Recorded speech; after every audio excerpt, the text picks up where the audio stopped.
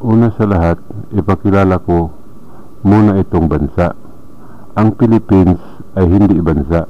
Ito ay pangalan ng mapa na ginawa noon ng mga Kastila. Pilipinas ang totoong pangalan nitong bansa, kaya tinawag na Pilipinas dahil sa tatlong mga babae o grupo ng mga isla. Ito sila Luzon, Visayas at Mindanao. Ang tawag sa babae sa bansa ay Pilipina, walang is. Kapag nilagyan ng is, ang tinutukoy ay bansa na Pilipinas. Ang bansa na ito ay maraming dalampasigan at masaganang lupain.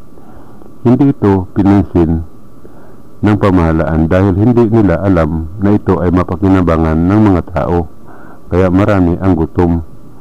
Ang lugar na ito nilagyan ng mga kinakailangan para mabuhay ang mga tao sa bansa kahit gaano pa sila karami.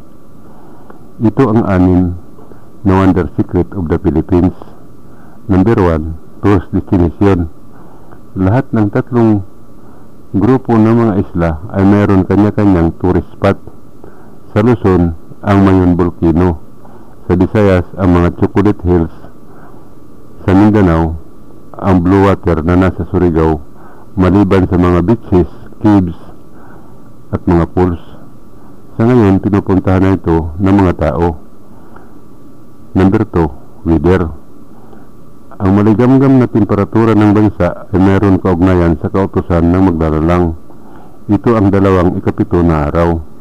Ang bawat taon ay mayroon bagyo na dumadaan sa bansa para palamigin ito. Malaki na ang kaibahan sa ngayon. Nagdadala na ng maraming tubig at ginagawa na libangan ng mga tao na gumagamit ng social media. Number 3, culture. Ang bawat grupo ng mga isla ay mayroon maraming tribo. Ang bawat tribo ay mayroon sariling wika at paniniwala. Sa Luzon, dahil sa kahirapan, mayroon lugar na kumakain sila ng pagpag. Ito ang pagkain na hindi naubos ng mga customer sa restaurant. Sa isla ng Visayas, mayroon isla na ang kanilang gustong kainin ay giniling na puti na mais. Sa isla ng Mindanao, mayroon tribo na kahit wala na silang pagkain ay hindi sila kumakain ng palaka, ahas, bayawak, daga, aso, pusa, paniki, etc. Ang kanilang kinakain, yun lang ang nakikita sa palengke na hindi exotic at wild animal, ngunit hindi lahat ng mga wild animal pinipili nila ang kanilang makakain. Meron sila salita na sinasabi ang mga Pilipino. Ito ang mabuhay. Ang salitang mabuhay ay meron lihim na titik, ang Y. Kapag nilagyan ang mabuhay ng Y ay magiging may buhay. Ang titik na Y, yan ang kautusan sa tawag na 27. Kapag ang Y, pinayuko ang 2 na nasa itaas, ito ay magiging 27 na magkabilaan. Number 4, Promise of Mindanao. Sa panahon ni Kristo Jesus, siya ay nagpunta ng Mindanao kasama si Pedro. Nagtanong si Pedro kung ano ang pangalan sa lugar. Sumagot si Kristo Jesus, ito ang rina ng silangan. At sinabi niya, sa ibabaw sa bato na ito, tatayo ang iglesia. Ito ang naging pangako sa Mindanao. At nagkatotoo ang sinabi niya, ako ang tumayo doon sa bato. Ako ang iglesia, ang tubig, ang pangako sa Mindanao. Ako ang maglalagay ng espiritu sa tubig. Nasa akin ang espiritu na ilalagay sa tubig at magturo sa mga kautusan na nakalagay sa kalikasan at magdala sa mga tao doon sa pintuan ng paradise sa langit. Number 5, the door of heaven.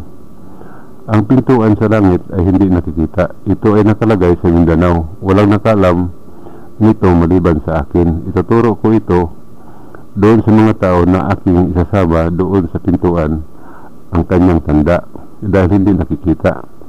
Ang lugar na ito ay hindi tourist spot. Number 6, the words of era. Ang mga salita sa panahon na inilagay sa kalikasan sa bansa na tawag na Pilipinas sa pangalan ng 3 mga babae. Ito ang grupo ng mga isla, Luzon, Visayas at Mindanao. Ang kanilang mga pangalan at mga titik ay mga salita sa panahon. Mayroong paliwanag na naka-upload sa YouTube tungkol sa 3 mga babae sa tawag na Pilipinas. Dahil nasa hangganan na ang mundo, kailangan na ito buksan para malaman ng lahat ng mga tao na gustong pumasok sa langit. Dahil ang buhay na walang hanggang ay ginagawa at ang panahon ay limitado na. Kaya ako ay narito para magbasa at magpaliwanag sa lahat gamit ang mga salita na galing sa mga anghel na ibinigay nila noon kay Maria sa kanilang pagdalaw sa sanggol na si Kristo Jesus. Ito ang titik na tawag na Omega Alpha, salita, dismilo at numero, kalendaryo. Ang ayaw maniwala ay hindi pinipilit. Ang titik na nilagyan ng mga salita is in WE sa tawag na South, North, West at East. Ang lihim nito ay news, sunrise, night come, word in. Ang mundo ay nasa hangganan na. Nagpakita na ang tanda na magwawakas na. Ito ay nakasulat at hindi mababago. Panahon na para magpili kung saan at ano ang gusto mo. Manatili ka ba sa iyong paniniwala o sa mga sinasabi ko? Ang lahat na papasok sa langit ay mayroon misyon, manghikayat ng mga bulag sa katotohanan. Ang tanong, paano? Gamitin mo ang social media gaya ng Facebook, Instagram, Twitter, TikTok, etc. na mayroon ka. Hindi ka na kailangan magpaliwanag. Itong channel ni Nanto Hibilinews ang i-post mo. Ipa-click ang picture ng uploader at i-click ang video para buksan nila at basahin ang mga mensahe sa YouTube. Ang panahon ay limitado, kaya huwag kang mag-aksaya ng panahon. Kapag mayroon ng nagtanong o nag-react sa post mo, ang ibig sabihin ay tapos na ang iyong misyon. Nasa iyo kung ipagpatuloy mo ang pag-post. I-click ang like para malaman ko na ginagawa mo ang sinasabi ko. Salamat.